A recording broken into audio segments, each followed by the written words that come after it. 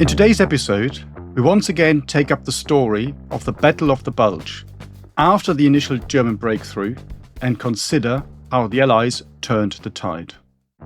Welcome to World War II, Both Sides of the Wire, the podcast where we lift the lid, bust the myths, and explore the incredible history of the Second World War from the Allied and Axis perspectives. I'm Jesse Alexander, a public historian specializing in the history of the two world wars. And I am Matthias Strohn, German officer, professor of military studies, and author. Hi, Jesse. Here we are again, another week, another podcast. As I just said, returning to the Ardennes yet another time because it is a big battle and we do what we always do. We start big and then we zoom in. We've done the big part. We started with the zooming in. So where are we at the beginning of this episode in the story?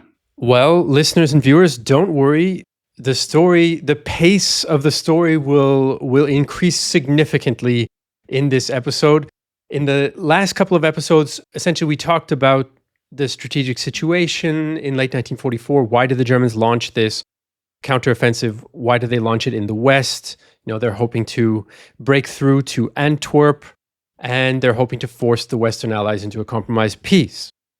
Then we sort of summarized, what's the operational plan? How does the battle begin on December 16th, 1944? The Germans have three armies.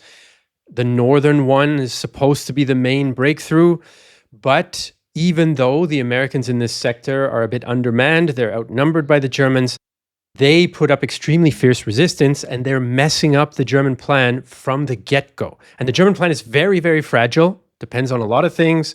They're short fuel. They don't have much of an air force going on, all these kinds of things. They don't have a lot of supply trucks.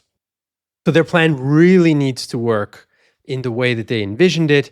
And right away on the 16th, it's not working as they'd hoped. So there's delays in the north. There are a few delays in the south as well. The center does better than expected. So German troops are advancing in the center, which is not where they had planned for their main advance. The Allies, they're still in the process of trying to figure out what exactly is happening. It's hard for them to judge. We know now, of course, this is a major strategically minded offensive, but the Allies on 16th December, on that very first day, they know that the Germans are attacking, but they're not quite sure how serious the threat is, how many forces are arrayed against them, and what the Germans' intentions are. But that starts to change quickly, and one of the things that helps the Allies better assess the seriousness of the German operation and the scope of the German operation are a couple of special operations, unusual operations that the Germans launch on December 17th. And Matthias, I don't want to spoiler anybody, but these are rare things that the Germans are doing on the 17th of December. Why don't you lead us into the thickets of why what they do on 17th December is special and why it sort of tells the Allies something about what's going on? So Germans are normally not known, you might say, for their, well, I wouldn't say ingenuity, but for doing sneaky things, because that's not particularly German. You want to be head-on, you want to be straight, and all these things. It's also quite fun, by the way. If you ask even today a German his opinion, he will give you his opinion whether you like it or not. And don't ask a German about the weather, because you will get chapter and verse on what the weather is like and whether it's good or not. Small talk is not a German thing. Tangent of the day. But you do have some of these, rather, you might say, one sneaky thing and one thing that is a little bit unusual for this period of the war. Let's start with the just unusual bit, and that is the use of paratroopers. It's an operation which is called Operation Stößer, and that was supposed to be, or was, a parachute drop into the American rear area in the area of the Hohes Fenn, as it's called in German, so the high fence. And they were supposed to secure a particular crossroads, which was very important for the German advance. And this, by late 1944, really is unusual, because the last time you had mass parachute drops, that is in 1941. There are a number of very, very small episodes during the war, but not an awful lot. So the paratroopers are really used as some sort of elite infantry division. Well, there's even a parachute tank division, which always makes me smile. the Hermann Göring division, which fights in Italy. If you even think of getting a tank into a Ju-52, it doesn't work. So that tells you quite a bit about how this particular branch of the army was used at the time. So, but here they're doing what they're trained to do, and they basically jump into the enemy's rear. It's an interesting episode. So it's commanded by a German officer. He's called von der Heydte. He was considered to be one of of Germany's leading paratroop officers. So he was a hero of the Battle of Crete. Very, very experienced.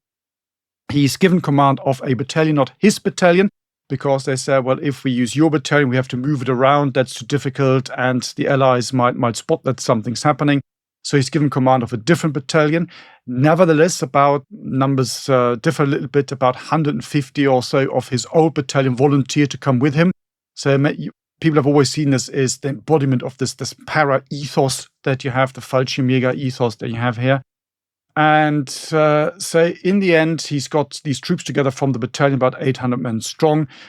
In the end, less than 800 drop. They get into the plains. They fly to this particular position. It's a night drop, which they're not particularly well trained. It's very, very low altitude as well, so they don't get spotted too early. They jump out of the plane. They get scattered all over the area.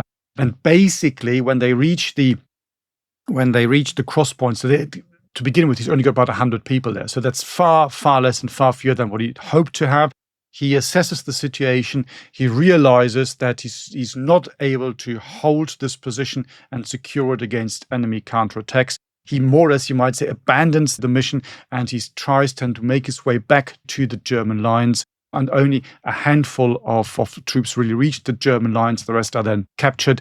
So this, you might say, the last perhaps mass jump of German Paris. If it's mass, it's not like Crete, but by the standards of the day, it is reasonably big, is a complete failure.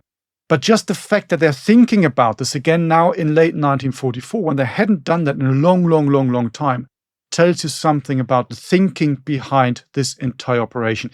And also, perhaps you might say, I don't know, is desperation the right word? I'm not quite sure on the German side. So throw everything you've got at this particular problem. And the other operation that you find, which is in many ways the more famous one of the perhaps the most famous episodes of the Battle of the Bulge, is the so-called Operation Greif, Operation Griffin, which comes under the command of a chap called Otto Skorzeny, who's a very interesting, also infamous character. So he is an SS man. He's an Austrian SS man. He, cut a long story short, is basically in charge of the SS Special Forces. It's one of these embodiments of this really strange power struggle you find in the German military, that the SS decides to have its own special forces, for a better word. He rises to fame during an operation in 1943 when he liberates Mussolini from his, you might call it prison. It's basically a hotel in the middle of nowhere on the mountain. He lands there, gets him out, and he gets very, very famous after this. And he's now tasked to cause confusion behind the enemy lines. So he takes his battalion, not the entire battalion, but hand-picked and hand-selected people who are fluent in English. They put them into American uniforms and they get them behind the enemy lines. And they've got a number of tasks. One of them is to secure bridges.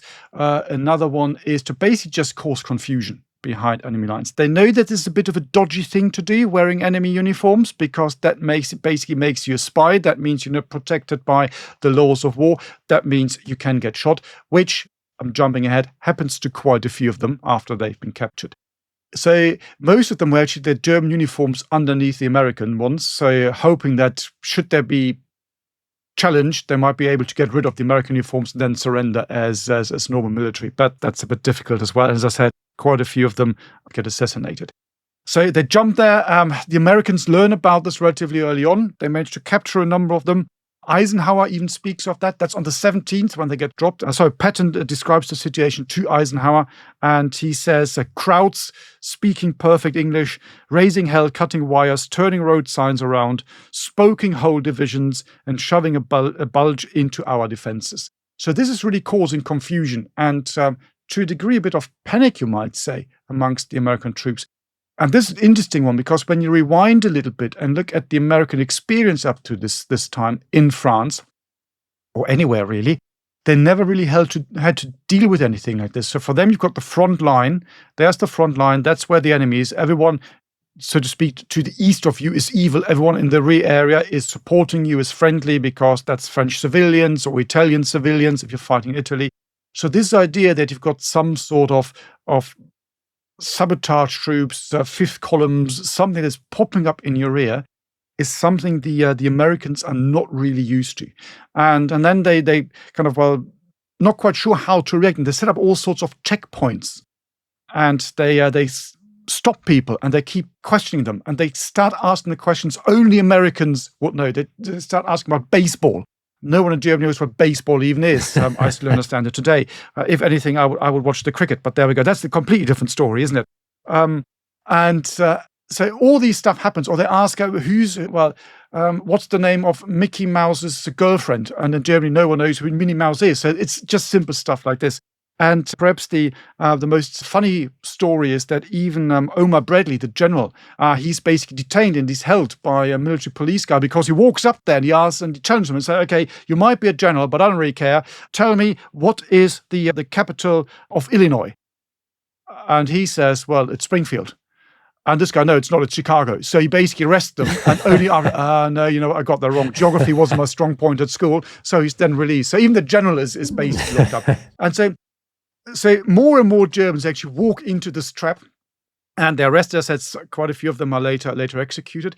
But even while they're there, they don't stop basically their mission. They give out false information. So no, we're just here where we dropped a bit too early. Our task was to kill Eisenhower, which it never was. And all sorts of things like that. What is also interesting, when he then moved to the right of that, so all this is over, it didn't really achieve an awful lot. It caused a little bit of confusion. But the original mission wasn't really achieved, so they don't really secure the objectives they were supposed to secure. But it is probably one of the most famous stories of this entire operation or the battle. What's also interesting that Skorzeny is later on, after the war, put on trial for war crimes and this and that and the other. And he's also put on trial and he's questioned about this particular operation. And he says, no, well, I was told by our lawyers that's perfectly fine as long as we wear our uniform underneath, then there's nothing that happens. And he's actually acquitted, and he goes away and he then makes his way, as a lot of people with SS links made his way to Spain and then to South America. So it's also interesting what happens with the story after the war, that even the Americans kind of dropped this. So that's another interesting little sub-story. So as I said, it's a relatively small episode, but a very, very famous one. Yeah, and it ends ingloriously for the Germans. Both of these sort of special operations do, Stürze and Greif, because, the paratroopers, they're too scattered. They can't hold the road junction they're supposed to. So they spend a couple days hiding out in the woods and sort of sneaking back to their own lines. And then, most of Skorzeny's men end up getting caught, and many of them get shot, of course, which was, regardless of whatever legalese, it's considered against the code of soldiering to do that kind of thing, to wear the enemy uniform. And then no matter what side you're on, you're liable to get shot if you're doing that. And that's over by the end of the first day, more or less. So these two things, they're quite a dramatic chapter in the story of the Ardennes offensive, of the Battle of the Bulge. But they're a bit of a flash in the pan, in a way, even though they make headlines, and we still talk about them sometimes today, of course. So, getting back to the bigger picture of how does this offensive develop after the first couple of days, the Germans are advancing. They're not advancing near as quickly as they wanted to. There are delays here, there are delays there, but they are still pushing ahead, which leads the Allies to conclude that this is something big. Right? So we talked about the fog of war, Allies aren't sure. Well, within a couple of days, they've basically figured it out. And they have some decisions to make, because when this is happening, you're not going to be able to immediately stop the penetration. It's going to continue for a little while until your decisions can be implemented at the front. So what are those decisions that the Allies make? One of the most significant ones is they change the command responsibilities. Because if you have the enemy sort of breaking through a part of your line, it creates a separation. And the US First Army and Third Army are kind of caught and partly separated by this German advance. And they're both part of the 12th Army Group. So they're under command of General Omar Bradley, ultimately, right? But now they're cut off from each other. So what are you going to do? That's not very efficient if you have one command structure that's trying to do things without being connected physically on the ground, without a connection between the two parts. So they divide it up, and General Montgomery, British General Montgomery, gets command of all Allied troops who are north of the German breakthrough, including the Americans. This is not a popular decision for many of the American generals, including Bradley, who doesn't care that much for Monty, as there were other American generals who didn't care that much for Monty either. Maybe viewers and listeners, some of you don't care that much for Monty. He's a controversial figure, although he has very, very staunch defenders as well. In any case, Bradley's not happy about that, but he accepts Eisenhower's decision. And now you have a bunch of US troops north of the breakthrough under British command. So that's one reaction that the Allies have. Another one is that they need to rush in reinforcements, because not only do you have to prepare for your eventual counteroffensive, which you need to start planning, but you need to limit the German gains as much as possible. You need to shore up all the flanks and threaten the German flanks of the salient where they're moving through. And this is a testament to things that the British and Canadian and American armies can do that the Germans can't. In a week, they move 250,000 men to the sector. That doesn't mean every one of those is, going over the top for a counterattack, but they're available in that area. And that's not just 250,000 men. That's food for 250,000 men. That's ammunition for 250,000 men. And most importantly, that's vehicles and fuel for 250,000 men. This is a remarkable achievement, and one that the German army would not be capable of in its state in late 1944, early 45. And all this is happening within the first 2 to 7 days or so of this offensive. And it really puts the Allies in a much better position to stop the offensive, and it further reduces the slim chances for the Germans to do anything significant, basically. Absolutely, and it's quite astonishing to see how quickly the Allies reacted once they've identified the real issue and the line of attack on the German side. So quite often you get this criticism from the Germans of the Allies. They're very, very slow. They're very methodical. It's very easy to outmaneuver and outthink them. So here they're actually quite quick, and it's perhaps even more interesting to see that it is Montgomery doing this to a large degree, as you just said, because he's really not known for his flexibility. That was not a term that he used. He didn't like it. He said flexibility is just an excuse for poor planning. That's what he once said. So there we are. But it's they scramble together all these forces, and good example of this is the bridges across the River Meuse. So looking at the map, they realize if you can hold these bridges and control this, well, then you've created a big problem for the Germans, because they need to get across these. And already on the 19th of December, Montgomery assembles all the troops. Quite often they are rear area troops, as you said, and in that case, they are to large degree British troops, because that's where they are, so in that particular part of the sector. And so this is for the bridges at Givet, Dinant, and Namur. And the troops there, quite interesting, so you've got 30 Corps coming in, so that the famous 30 Corps that was fighting in the Arnhem area in September.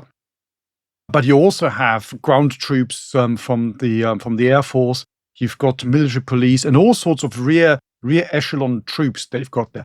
And we mustn't forget that one of the issues and problems you have with these is that, unlike, for example, the German army, where everybody would go through the same basic training. So everyone knew how to do basic field drills, even if later on you become a clerk, you don't do that anymore. At least you got some sort of training. That was not necessarily the case in the Allied army. So if you know that you're going to be some sort of, a postmaster in uniform, you're probably not even going to get normal basic training. And potentially, you might even know how to fire a rifle. So getting these people together, pushing them into the front line is, first of all, very, very impressive how quickly it's done. It also shows you at that particular stage, the quick reaction. I wouldn't call it desperation, but the real urgency to do something and to stop these Germans who are now beginning to advance again, even though, again, the advance is being slowed down time and again, and we can talk about some of these famous examples.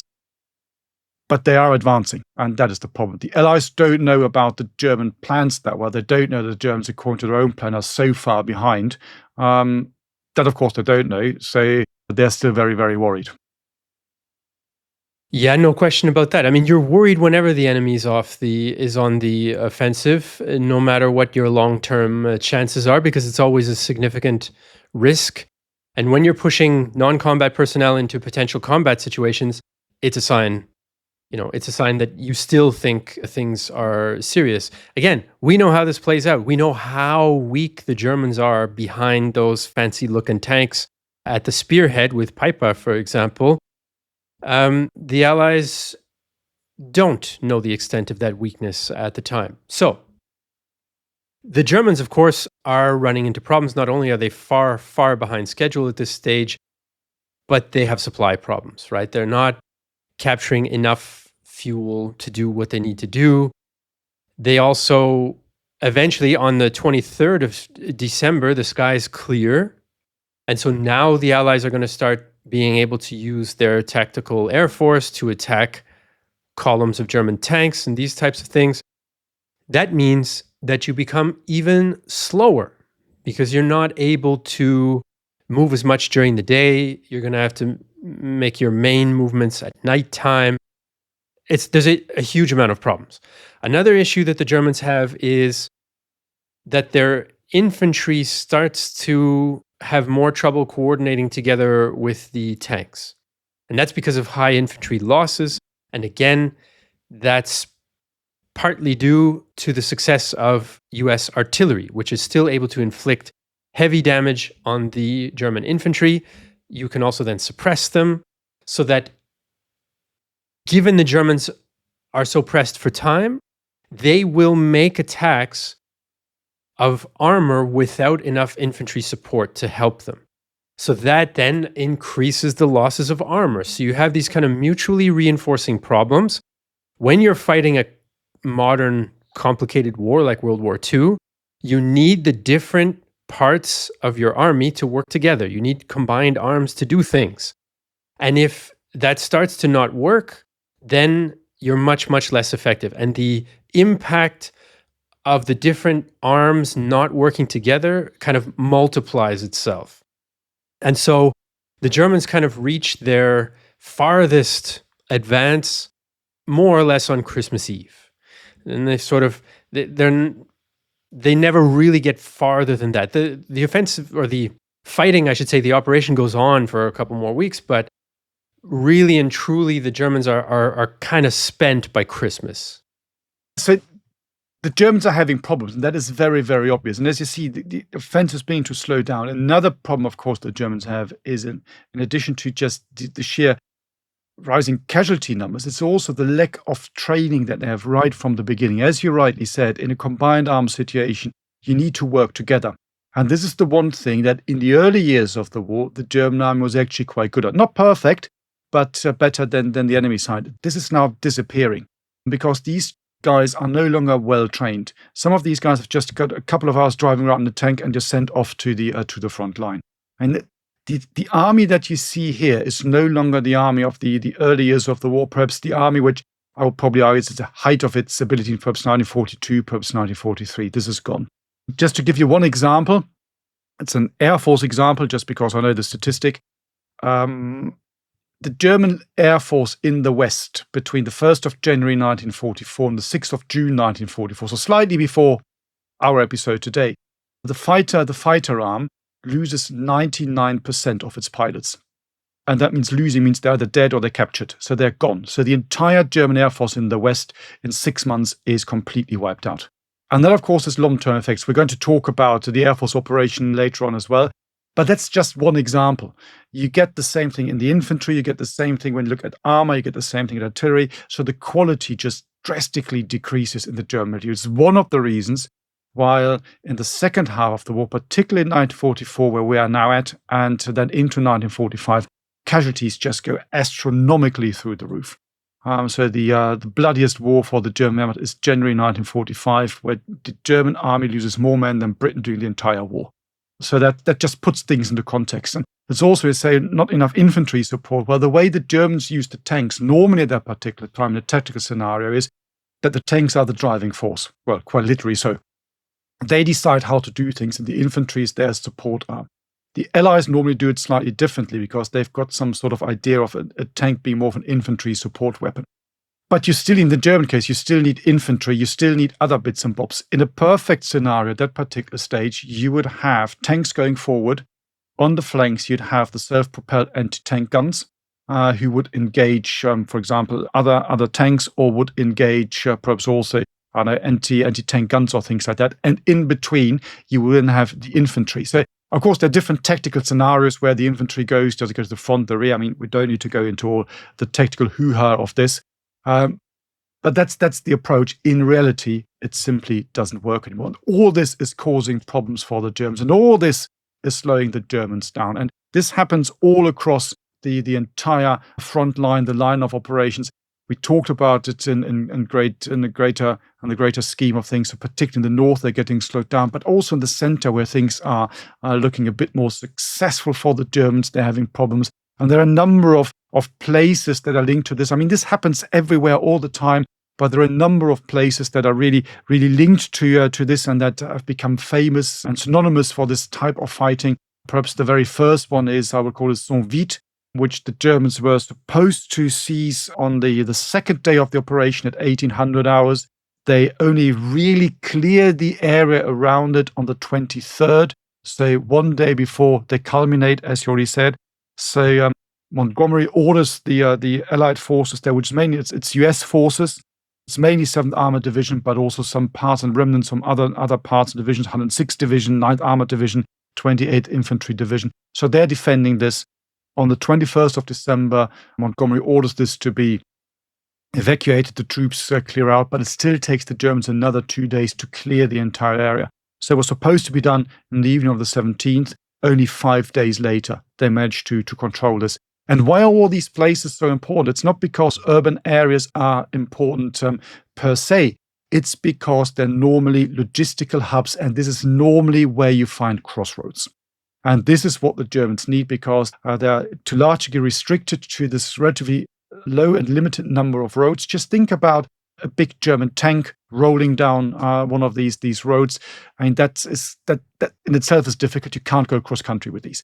Of course, our idea is that all the German tanks driving around are King Tigers. Well, that, of course, is complete nonsense. It's not true. But there are a couple of them. We talked about Piper, for example, his Kampfgruppe, so he's got them. And other areas there as well, but it's not the backbone of the army. But still, even normal tanks driving them down these roads in this particular time of year as well is going to be difficult. You are very much restricted to the roads, and that means roads. That means build-up areas because of crossroads, and as we now mentioned a number of times, it also means bridges.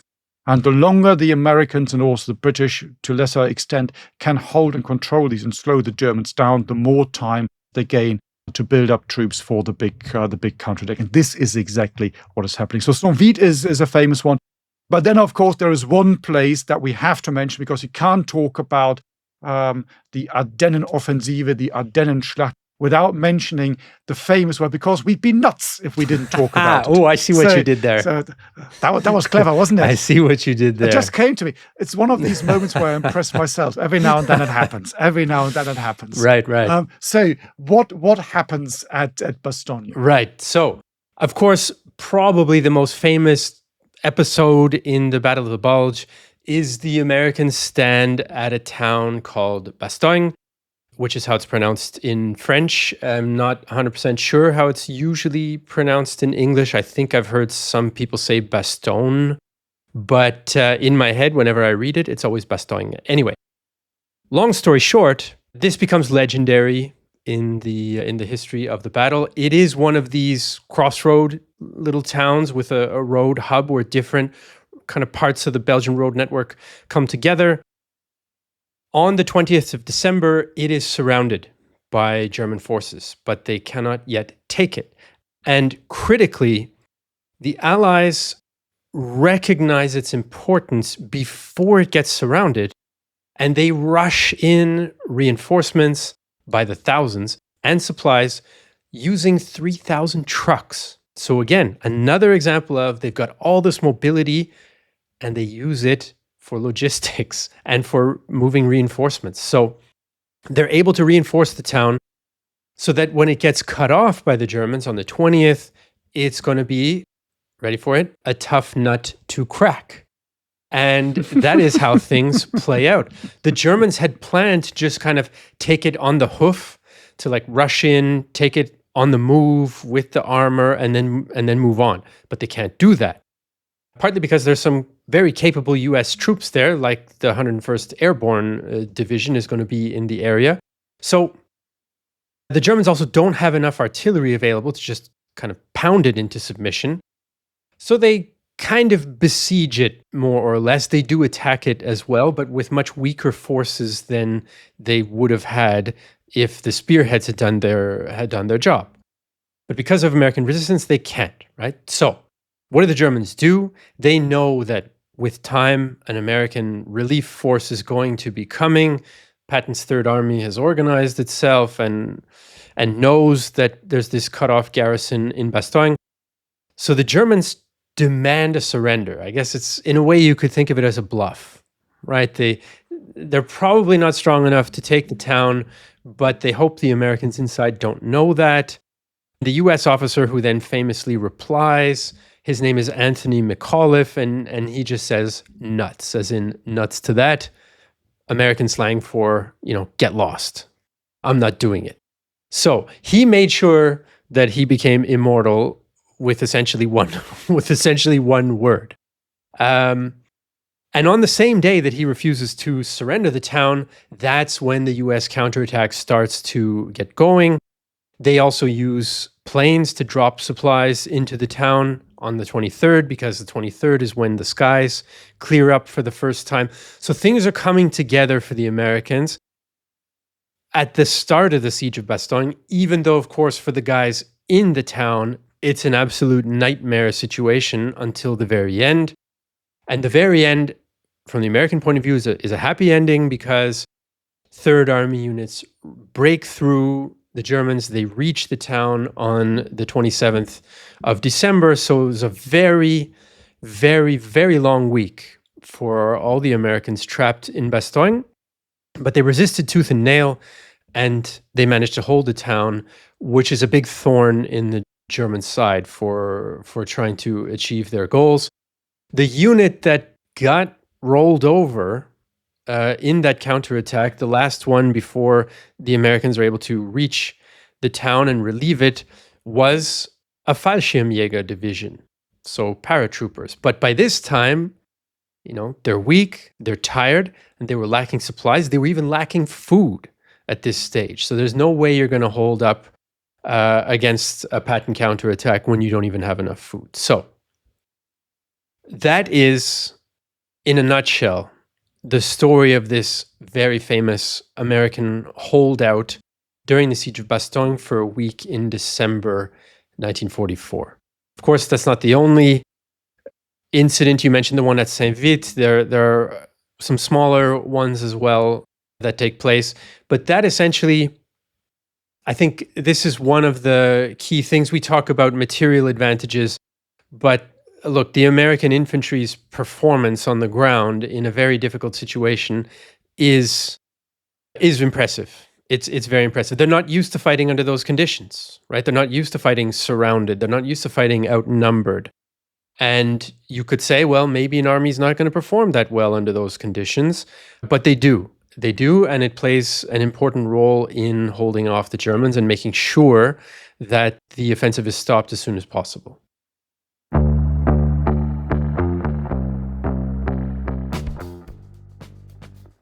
Hey everybody, we just wanted to quickly jump in here and let you know about an awesome project that we have coming up that you can participate in. In September 2026, Matthias and I are going to be giving a battlefield tour in Berlin, looking at the fighting that took place there at the end of the Second World War in 1945. And of course, we're excited. We think it's going to be awesome, and we'd love for you to be a part of it. So Matthias, why don't you give us a little sneak peek? What are we going to do? Well, as you said, Jesse, it's going to be absolutely brilliant. It's going to be fascinating, analyzing the battle, the sheer destruction, the fighting in the center of Berlin. We're going to be visiting all the key locations that you need to see, that you need to understand if you want to understand the fighting in Berlin in 1945, which of course also has implications for European politics then after 1945 all the way up to today. So, for example, we're going to be visiting and discussing the Soviet attack onto the Reichstag, starting at the Moltke Bridge, where the Soviets crossed the River Spree and then attack the Reichstag itself. We're going to see the Führer bunker, where Hitler was sitting and hiding and still dreaming of world domination until he decided to kill himself. We show you exactly the spot where he then was burned, and the Soviets found the remains after the battle. We're going to be looking at the Bendler Block, which was part of the German High Command. This is where Stauffenberg had his office.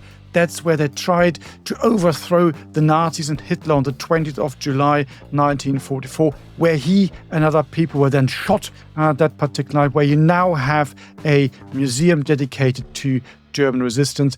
We're going to be looking at the topography of terror, which was the headquarters of the Gestapo. The remains, the foundations are still there. There's an exhibition. And we're also going to go to Sachsenhausen, a concentration camp in the north of Berlin, to explore this particular nasty side of the Nazi regime as well. So it's going to be a full few days. It's super nerdy. It is for the real history enthusiasts, so like us and hopefully you, and we'll hope to see you all there. And that's just the tip of the iceberg, of course. Once again, the battlefield tour of Berlin is going to be September 9th to 13th, 2026. If you're interested in finding out more, go to battleguide.co.uk, and hopefully we'll see you there.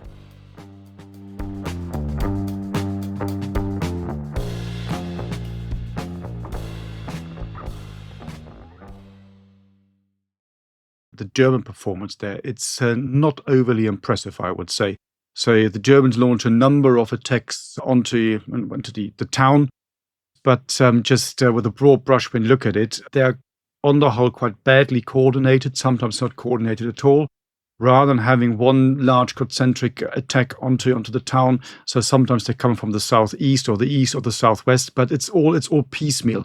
And of course, that gives the Americans also the ability to operate on the inner lines, so shift their troops and their reserves to where they need to be. So it's not a particularly impressive performance on the German side. So again, summing up again and reinforcing the point that we've made a number of times about the ability of the Germans to really put into practice what they in theory still think they're very, very good at.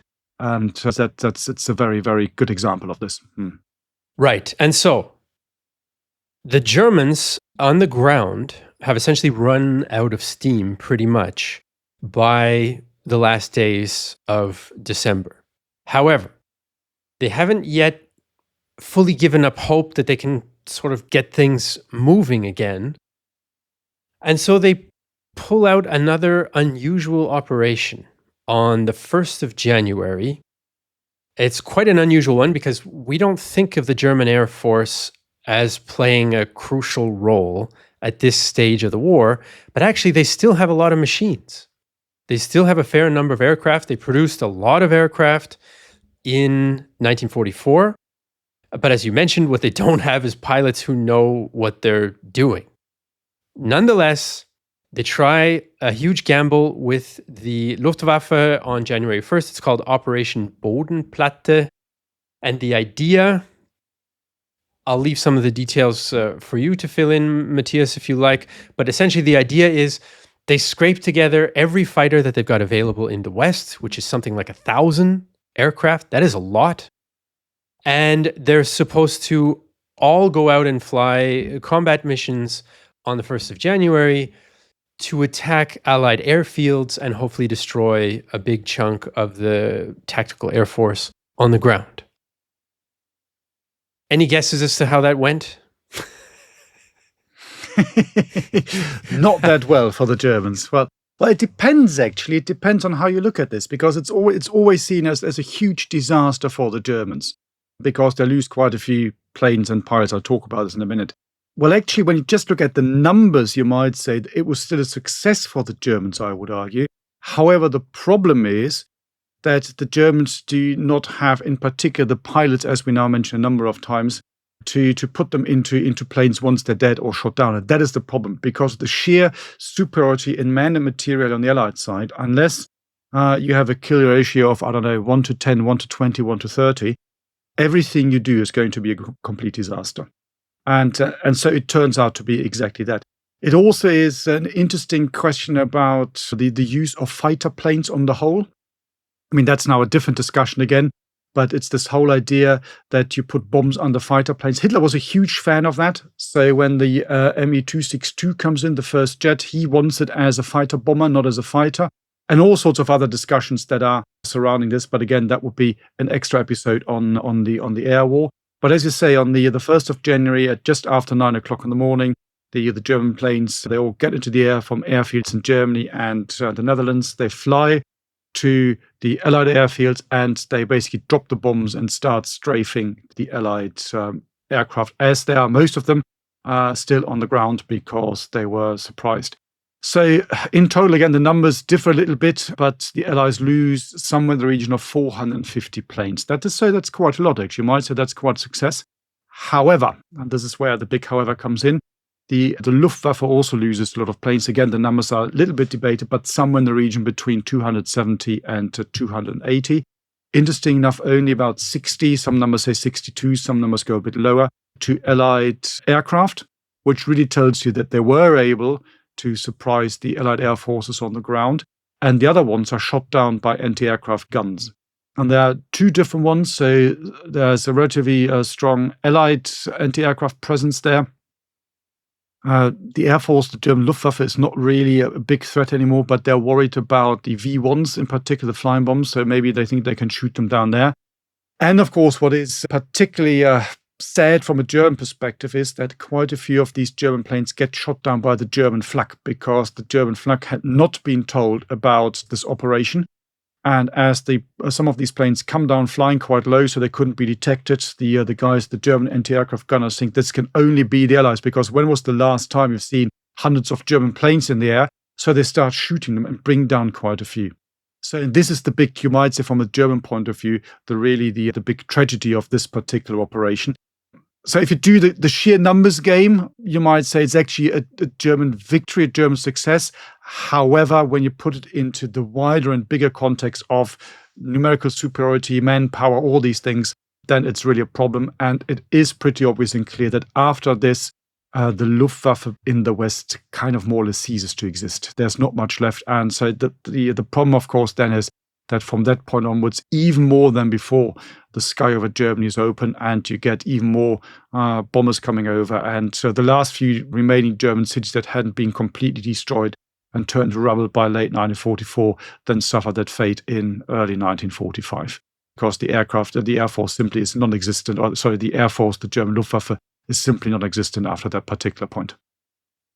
Right, so it's interesting you mentioned those numbers, because I guess there are some different estimates as to the numbers of aircraft losses, which I suppose probably has to do with, do you include damaged but repairable versus damaged but not repairable and so on. One of the numbers I've seen is that the Allies lose about 260 planes and the Germans 300, which would be a slightly different proportion to the estimate that you had. It's always when you talk about casualties and shot down planes, there's always with a pinch of salt. Is it a write-off? Is it just damaged? Absolutely. This is true. Some of the headlines these days about losses in the war in Ukraine drive me nuts, because it's clear the person writing doesn't understand the difference between, killed and killed, wounded, missing, etc., etc. In any case, I digress. So we're into January, and it's pretty much it becomes clear that the German offensive has failed. The Allies are pushing the Germans back. They're restricting and constricting this German penetration that reached its maximum extent already on Christmas Eve. And by the 10th, 12th of January, it's really clear from the facts on the ground that the Germans have abandoned any and all hope of continuing this offensive because they start pulling tank divisions out of the line to send them to the Eastern Front to defend against the Soviets' offensives towards in Hungary, towards Budapest, and also the big Vistula offensive in today's Poland. So that's a pretty clear sign when you're bringing out your most important units and sending them somewhere else that you've given up, that you accept that you've been defeated. So that's functionally the end of the offensive. But historically speaking, we still have a couple of key things that we don't want to wrap up our Bulge series without talking about. And one of them is the difficult relationship between the Brits and the Americans. They already have some tensions between them throughout the war, different ideas about where we should fight, how we should fight, what the priorities should be, that type of thing. Personality clashes. Montgomery's at the heart of some of those disagreements because he's not very well liked by some of the Americans. And here we have a situation during the Battle of the Bulge where he's put in command of significant numbers of American troops on the northern flank of the salient. And he holds a press conference on January 7th when it's clear that, the battle is really going the Allies' way now. There's no more danger that the Germans are going to get to Antwerp by any stretch. But he holds a press conference, Montgomery does, and the way he words things at that press conference sets off a bit of a firestorm. And one of the controversial statements I have here in my notes is this one. So he's describing, what he tried to do when he was put in command of the northern part of the battlefront here. And he phrased it like this. As soon as I saw what was happening, I took certain steps myself to ensure that if the Germans got to the Meuse, they would certainly not get over the river. Okay, so if we wanted to be charitable to Monty, we could say, well, he's just telling the press that he tried to prepare to defend the river. Okay, but, it's this I saw what was happening. I took certain steps myself, right? And so, Monty was not known for his modest tone in general. I think it's probably fair to say. And this press conference really set the Americans off. They're very upset. They felt like he was taking credit for stopping the offensive when in fact it's primarily American troops who stop the offensive and primarily American commanders who command those troops who stop the offensive. So this really gets people upset. I mean, Bradley already didn't like Montgomery. Add to that then Patton, for example, was upset that Montgomery was not more aggressive in the counterattacking phase. He thought maybe we could have cut off more of the German troops, and Montgomery didn't do that because of his notorious, caution. So things get really intense, and there's even some maybe thoughts of removing Montgomery from his position as commander of 21st Army Group, but that doesn't happen, and he stays on. Absolutely right. Well, we don't want to turn this into a Monty episode, and we know that there are some admirers of Monty out there, but even when you go forward a few years and then when Monty retires, there's a sigh of relief amongst the other members of the British Army, because he was a very, very difficult character. And as you said, this is a very good example here, because Monty felt, of course, that he should have been the supreme commander of the forces in Europe. The job goes, as we all know, to Eisenhower for a number of reasons, not least because he's much more of a people's person. You might say he's a politician, perhaps even more than a pure military man, and Monty is not. So he's a very difficult character, and trying to keep an alliance together, different nationalities, different egos, is difficult anyway, and you put someone like Monty on top, that is going to be extremely difficult. So one of the reasons why he doesn't get it.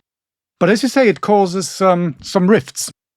These are pure military, but there are also political ones, because obviously Churchill, for example, he learns of this as well, and he has chats with people and says, well, there's something happening here, and no one's really happy, so we need to sort this out.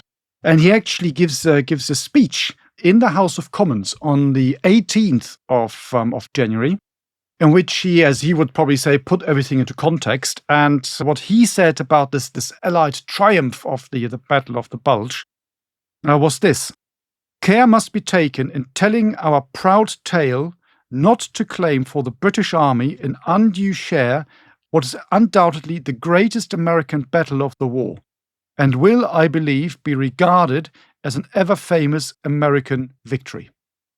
So basically, he says, Monty, get back in your box. That's what he's telling him here. So for obvious military, but of course also political reasons. So yeah, so some of the repercussions of the particular battle.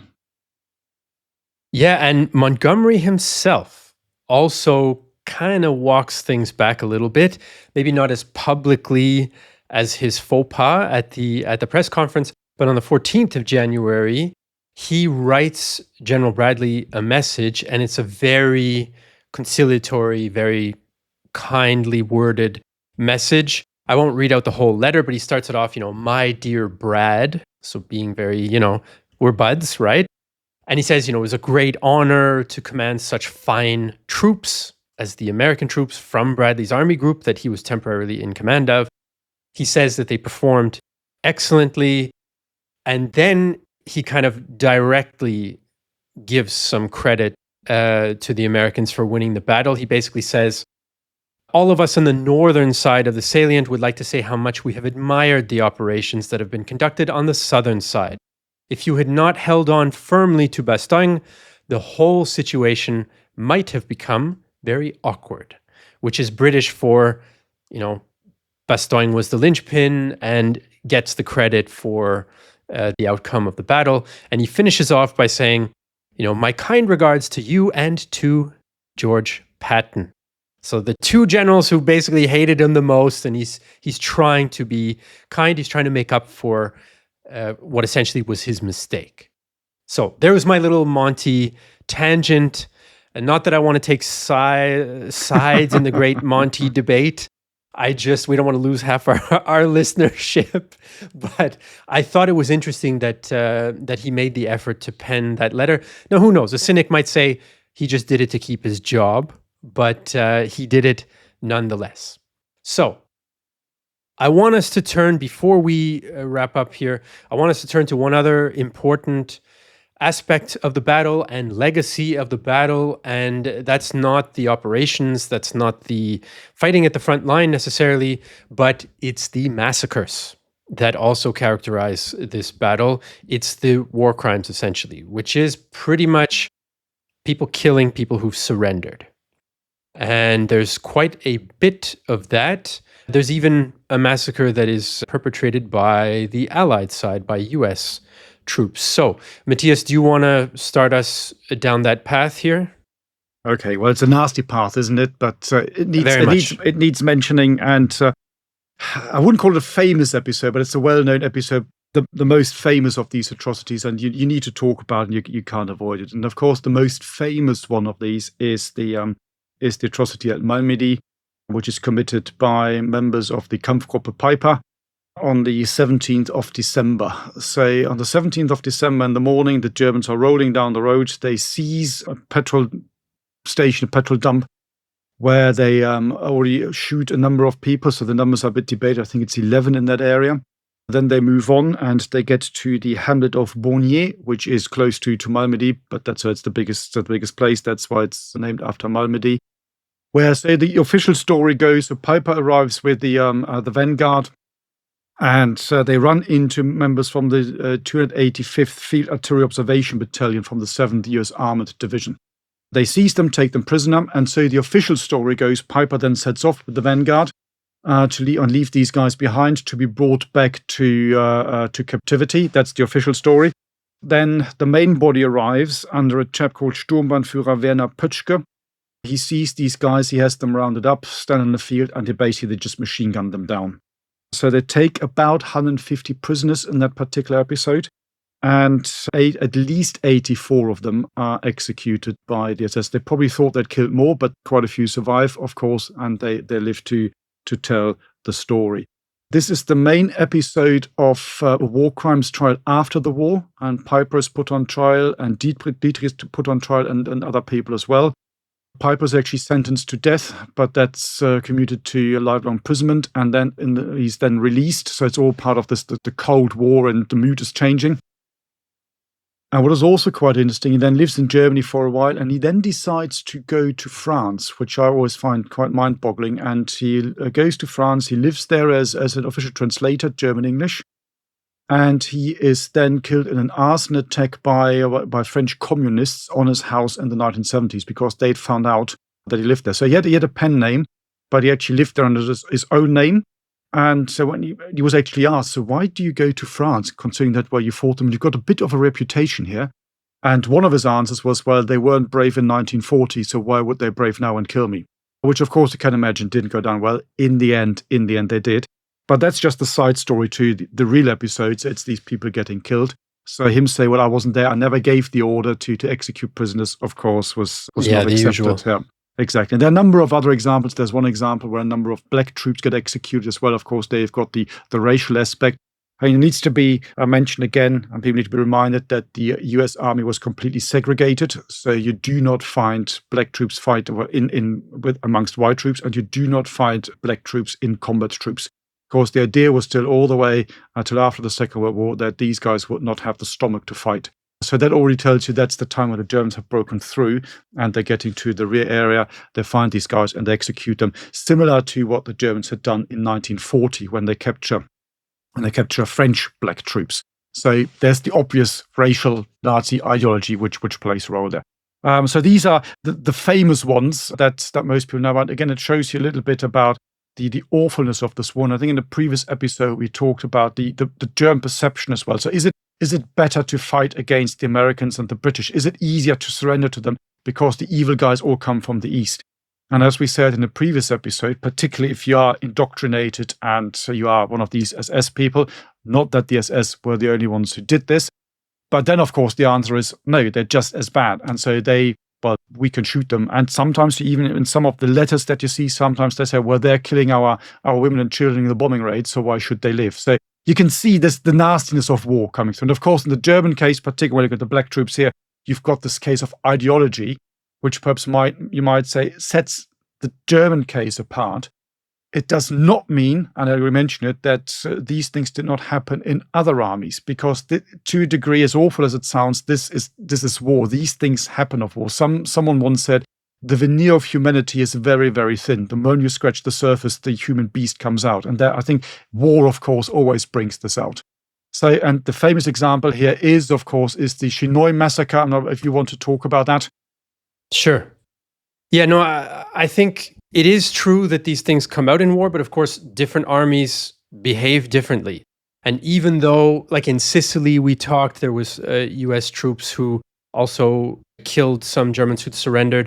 There were instances probably of Canadians in Normandy after some Canadian prisoners were executed, that they also executed some German ones and so on. But the context and the scale is different.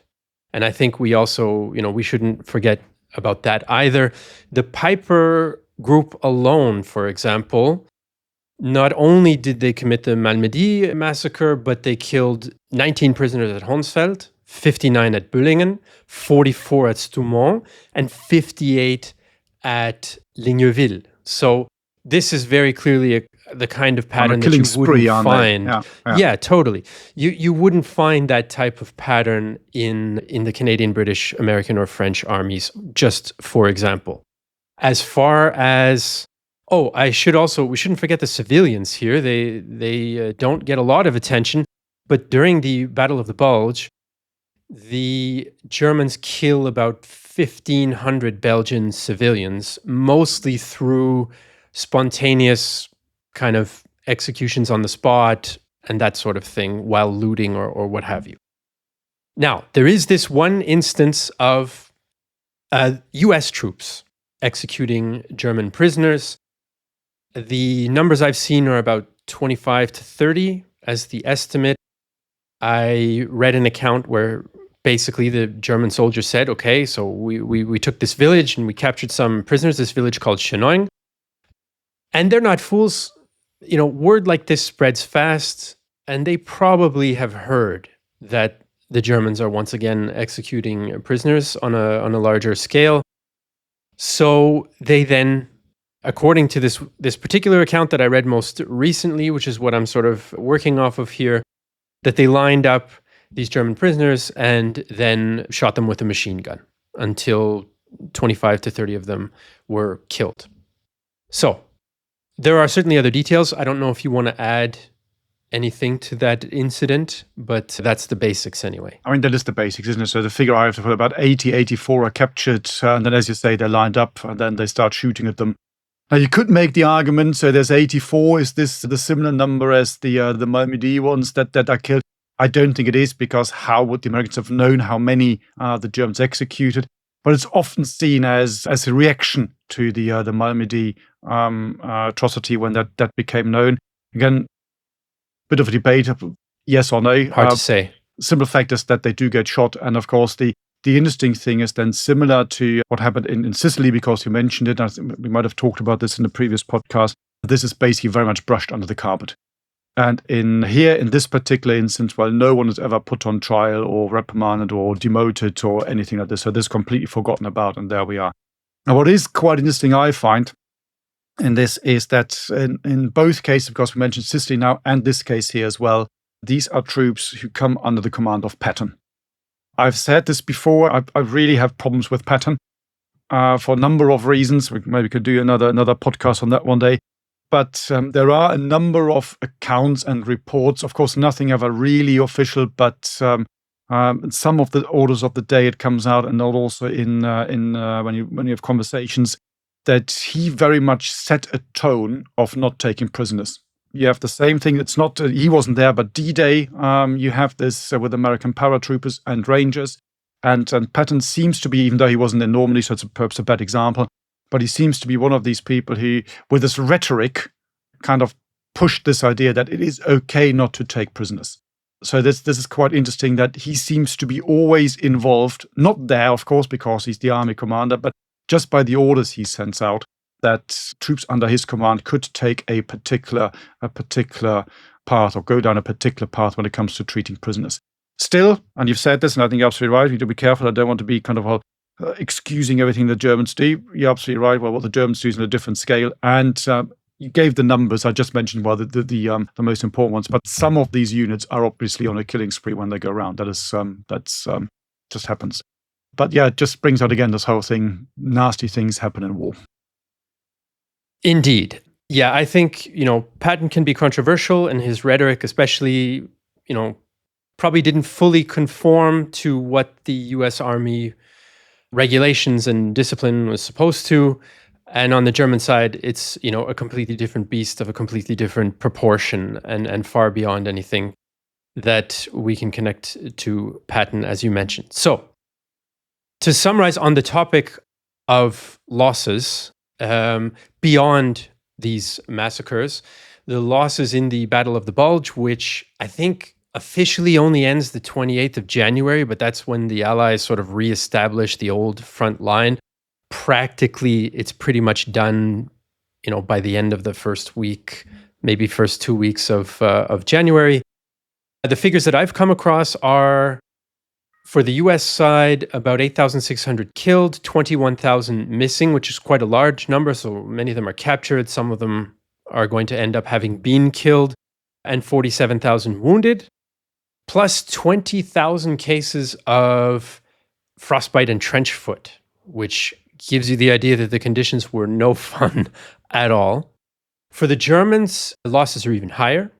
15,500 killed, 27,500 missing or captured, and something like 42,000 wounded. So Germans can't afford those losses. Many of those losses come from their best units, the units that were pushing as part of the spearheads in Piper's group and all the rest.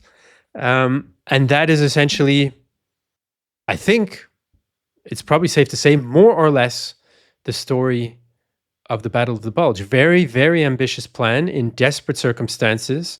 Probably not a very good chance of success. And fails because the Germans are weak and they don't have the logistical capabilities to support what they're trying to do. Yeah, it's gruesome, isn't it, when you look at this? And just like Sofner War, you think, what for? Because as you said, the operation comes to an end. You're basically where you started off from, just having lost tens of thousands of people and lots of material. It's interesting when you look at casualty figures, the official German figures are actually lower than the American ones. But when you look at the American ones, the American estimate of the German ones, they're higher. So it's always very difficult to say. It just simply depends on how do you count casualties. What is a casualty? So if someone gets wounded but makes his way back to the unit the next day, is that a casualty, yes or no? But it doesn't really matter. I think the bottom line really is that whether the Germans had slightly more or slightly less is really completely irrelevant, because the bottom line is the Germans can't afford to lose these men and this amount of material. It's really after this battle is over that the German army in the West is completely broken and there's not much left. And when you look at the subsequent operations, and we looked at some of these in our podcast already, crossing the Rhine, all these things, there's nothing the Germans can do to stop them anymore. This is it. So again, this question would have been better to stay put and fight a defensive war, but then you've been outmaneuvered. So as we said a number of times now, it's the last throw of the dice, and yeah, it goes terribly wrong for the Germans. And that, folks, I think is going to wrap up our 3-episode treatment, including this last slightly extended episode on the Battle of the Bulge. We hope that you enjoyed it. We hope that you learned something new, maybe had some food for thought, got an insight that you hadn't thought of before. Even if you're already familiar with the history of it, if you enjoyed it, if you learned something from it, we'd be very happy if you decide to support our podcast and enable us to do this type of thing and do what we do. You can do that by going to our website at bothsidesofthewire.com.